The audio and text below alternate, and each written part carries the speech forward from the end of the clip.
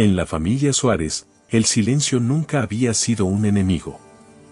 Era el acompañante natural de una casa gobernada por la lógica, los horarios precisos y la previsibilidad. Daniel, ingeniero civil de 43 años, había diseñado su vida como quien traza un plano. Líneas rectas, ángulos perfectos, materiales fiables. Su esposa Elena, traductora literaria, era de una pasta más maleable, criada entre los susurros de las historias que su madre Manuela le contaba junto al fuego en la vieja casa familiar de un pueblo olvidado en las colinas. Elena amaba a Daniel precisamente por su solidez, por su anclaje inquebrantable en el mundo real, pero una parte secreta de ella aún recordaba el peso de las leyendas de su infancia. Lucía, su hija de 7 años, era el puente entre ambos mundos.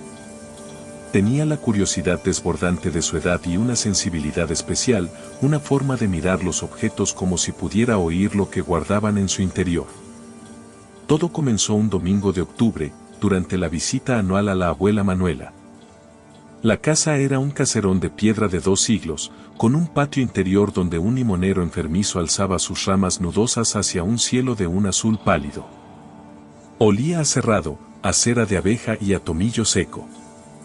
Después de un almuerzo de cordero guisado que se deshacía en la boca, cuando el sol de la tarde empezaba a teñir de rojo los cristales emplomados, Manuela le hizo una seña a Lucía con su dedo nudoso. «Ven, pequeña. Tengo algo que te pertenece por derecho de sangre». Subió al desván y regresó al cabo de unos minutos con un bulto envuelto en un paño de lino amarillento. Lo depositó sobre la mesa del salón y lo desenvolvió con una lentitud ceremonial.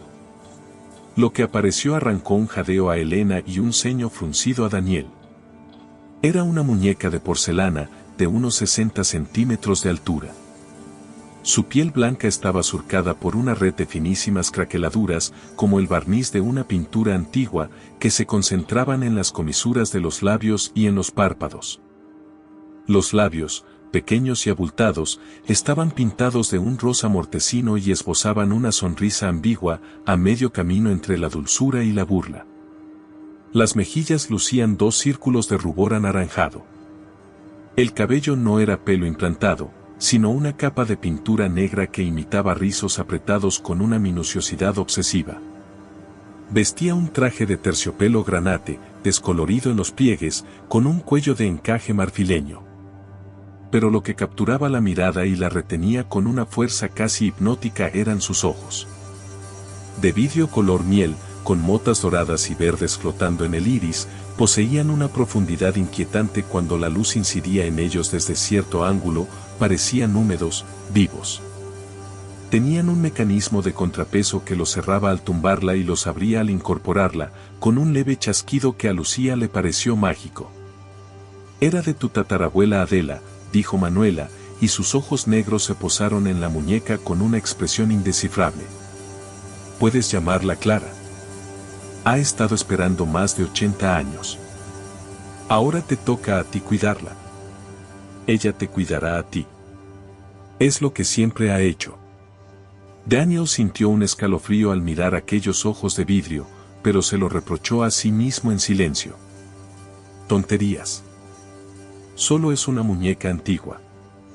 Sin embargo, en el momento en que los ojos de Clara, por pura casualidad, se alinearon con los suyos durante un segundo, sintió que aquellos globos de celofán lo estaban evaluando, pesando su escepticismo, catalogándolo como un posible obstáculo.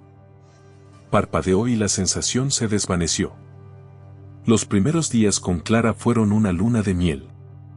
Lucía le construyó una cama con una caja de zapatos forrada de tela rosa, le servía el desayuno en tacitas de juguete, le leía cuentos y la sentaba a la mesa en una silla alta durante las comidas.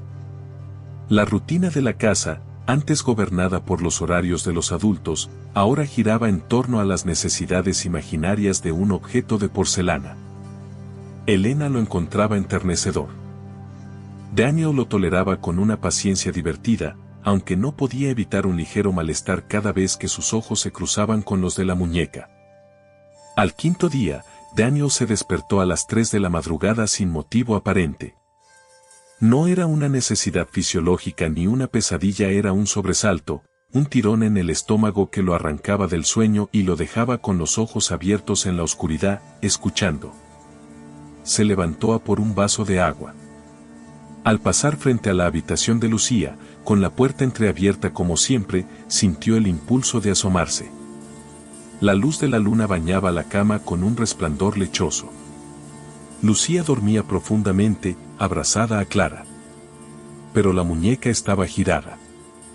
Su cabeza no apuntaba hacia el techo ni hacia la niña. Apuntaba hacia la puerta.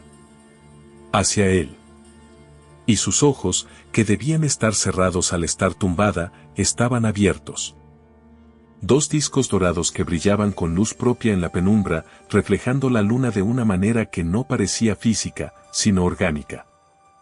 Absorbían la luz y la devolvían convertida en una inteligencia fría y evaluadora. Daniel se quedó paralizado. El pasillo se extendió a sus pies como un abismo. Con la boca seca, dio un paso atrás y cerró la puerta, convenciéndose de que era un juego de luces y de su mente cansada. A la mañana siguiente, las pequeñas anomalías comenzaron. El cepillo de dientes de Elena desapareció del vaso del baño y apareció dentro de la mochila del colegio de Lucía. Las llaves de Daniel, que siempre dejaba en un cuenco de cerámica sobre la consola de la entrada, amanecieron en el congelador, dentro de una bolsa de guisantes. Los dibujos que Lucía hacía, antes llenos de arcoíris y gatos de colores imposibles, empezaron a mostrar un nuevo motivo recurrente. Una figura de cabeza desproporcionadamente grande, con dos enormes círculos amarillos como ojos, y junto a ella, una niña sin boca. «Es Clara», explicó Lucía cuando Elena le preguntó. «Ella me dice qué dibujar. Me cuenta historias de antes, cuando vivía en la casa vieja». Las discusiones entre Daniel y Elena, antes esporádicas y razonables, se volvieron frecuentes y amargas. Una mirada era suficiente para desatar un huracán de reproches. Era como si una mano invisible estuviera pulsando sus puntos débiles, enconando viejas heridas, envenenando el aire entre ellos. Lucía, mientras tanto, se volvía más introspectiva. Pasaba horas en su habitación con la puerta cerrada, algo que nunca había hecho antes. Una tarde, Daniel pasó por el pasillo y oyó la voz de su hija al otro lado de la puerta. «No, Clara, eso no está bien. Papá se va a enfadar». Hubo una pausa. Luego, la niña añadió en un susurro. «Vale, pero solo un poquito».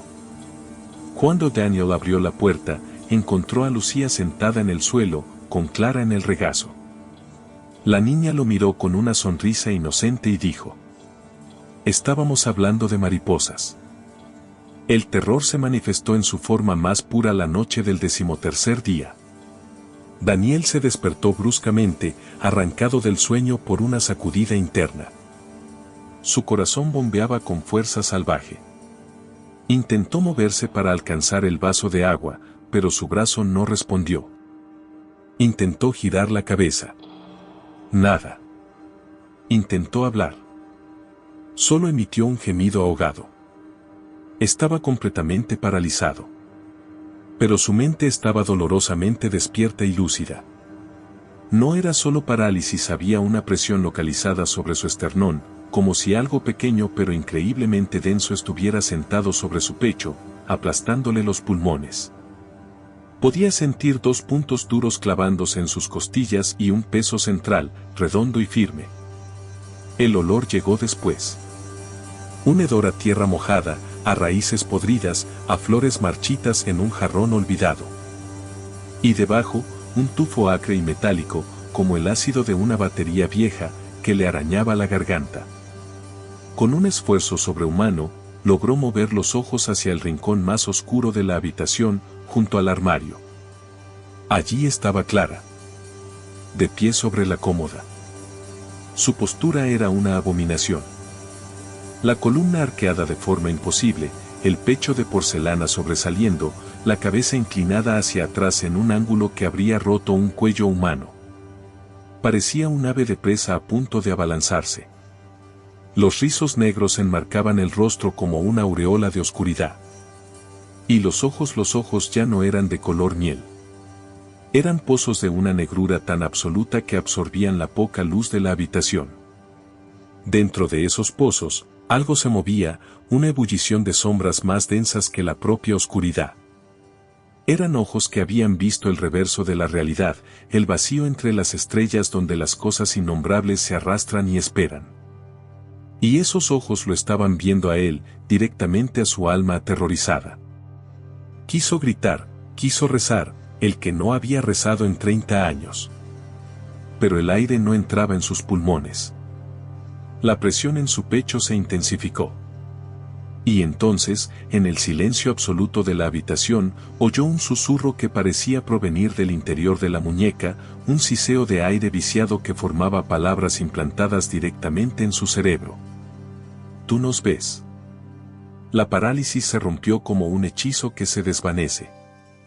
Daniel saltó de la cama con un espasmo violento y encendió la luz. El rincón estaba vacío. La cómoda, vacía. Solo su propio reflejo en el espejo del armario. Un hombre pálido, desencajado, temblando. Pero al examinarse en el baño, descubrió 3 arañazos finos y paralelos en el lado izquierdo de su pecho. No sangraban, no dolían, pero estaban ahí, pruebas irrefutables de que aquello no había sido un sueño. A la mañana siguiente, notó que Lucía llevaba una camiseta de manga larga a pesar de que la calefacción estaba alta. La obligó a remangarse. El antebrazo izquierdo de la niña estaba surcado por una docena de arañazos finos, algunos recientes y rojos, otros más antiguos convertidos en líneas blancas. Formaban un patrón. Un círculo dentro de otro círculo, y en el centro, un punto. ¿Quién te ha hecho esto? La voz de Daniel sonó como un trueno contenido. Elena se había llevado una mano a la boca, los ojos anegados en lágrimas. Clara, respondió Lucía con naturalidad. Se mueve mucho por las noches. Le gusta dibujar en mi piel. Dice que es para protegerme. Y dice que si no la dejo, se enfada. Y cuando se enfada, pasan cosas malas. ¿Qué cosas? Preguntó Elena en un susurro. Cosas malas. Como lo de vuestros gritos. Dice que le gusta cuando gritáis. Que suena como la música en su casa de antes. Y dice que papá la ha visto. Y que a papá no le va a gustar lo que viene después. Esa misma mañana, después de llevar a Lucía al colegio, una Lucía que se despidió con un beso helado y una sonrisa que no era la suya, Daniel y Elena registraron la habitación. Debajo de la almohada, junto a Clara, encontraron un pequeño alfiler de costura con la cabeza manchada de un rojo oscuro y seco. La decisión fue inmediata. No podían permitir que aquello continuara ni un minuto más. Mientras Lucía estaba en clase, bajaron al sótano con el sigilo de 2 ladrones. El sótano era el territorio de Daniel. Un espacio diáfano con herramientas, cajas de mudanza y, en un rincón, un arcón antiguo de madera de roble macizo que había pertenecido a su abuelo marino. La madera, oscurecida por la sal y el tiempo, estaba reforzada con cantoneras de hierro forjado. El interior estaba forrado con una lámina de zinc, un remedio antiguo contra la humedad. Pesaba 1 tonelada y tenía una cerradura con candado independiente. Era, a todos los efectos, una caja fuerte. Al abrir la tapa, el interior olía a alcanfor y a tiempo. Daniel depositó a Clara en el fondo del baúl. Al contacto con el zinc, la muñeca emitió un chasquido seco, como si algo se hubiera roto en su interior. O se hubiera liberado. En el momento en que iba a cerrar la tapa, la única bombilla del sótano parpadeó. En ese parpadeo de oscuridad total, Daniel vio los ojos de Clara brillar con una fosforescencia dorada en el interior del baúl, como los de un gato en la noche. Con un gruñido de pánico, cerró la tapa de golpe. El estruendo resonó como un disparo. Pasó el candado por la argolla y lo cerró. Guardó la llave en el bolsillo, palpándola como un amuleto. Cuando Lucía regresó del colegio y preguntó por Clara, le dijeron que la habían enviado a un taller de restauración. La niña los escuchó con una calma aterradora. No hubo rabieta ni lágrimas. Solo un silencio denso y una mirada que parecía venir de un lugar frío y distante. No la teníais que haber encerrado, dijo con voz plana. Ahora se va a enfadar mucho. Dice que la caja está muy oscura. Que tiene frío. Y que cuando salga, os va a enseñar lo que es el frío de verdad. Daniel y Elena durmieron esa noche con la luz encendida. A las 3:17 de la madrugada, un ruido los despertó a ambos. Un golpeteo sordo y rítmico. Tom, tom, tom. No venía de las tuberías ni de las paredes. Venía del suelo. Del sótano. La vibración subía por las vigas y resonaba justo debajo de su cama. Tom, tom, tom. El ritmo se aceleraba, como algo pequeño y terriblemente fuerte golpeando el techo del sótano con una furia inhumana. Duró 10 minutos eternos y cesó tan abruptamente como había empezado. El silencio que siguió fue mucho peor. Por la mañana, la casa estaba en orden, pero el aire era más denso. Las plantas de la cocina amanecieron mustias, las hojas negras y enrolladas sobre sí mismas. Los espejos del baño estaban empañados con una película viscosa e iridiscente. El icono de la Virgen del recibidor apareció girado contra la pared.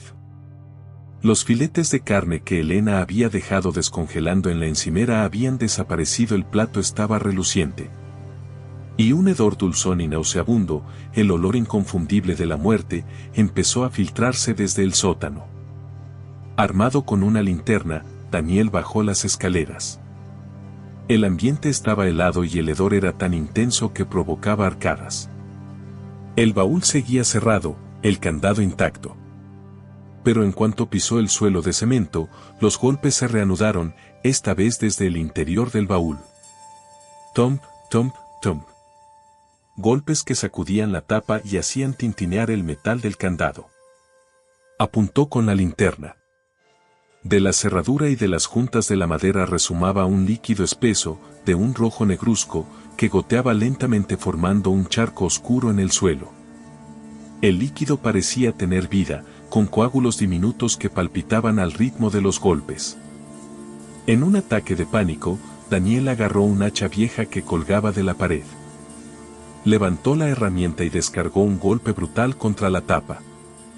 La madera crujió y se astilló, dejando ver un interior negro como boca de lobo que expelió una bocanada de hedor cadavérico. Asestó otro y otro golpe, destrozando la tapa y la cerradura, presa de una furia demente. Necesitaba ver, necesitaba destruir. Cuando la tapa cedió por completo, el golpeteo paró en seco. Un silencio sepulcral llenó el sótano. Daniel, jadeando, empapado en sudor, apuntó la linterna al interior. El baúl estaba vacío. No había muñeca. No había líquido. No había olor.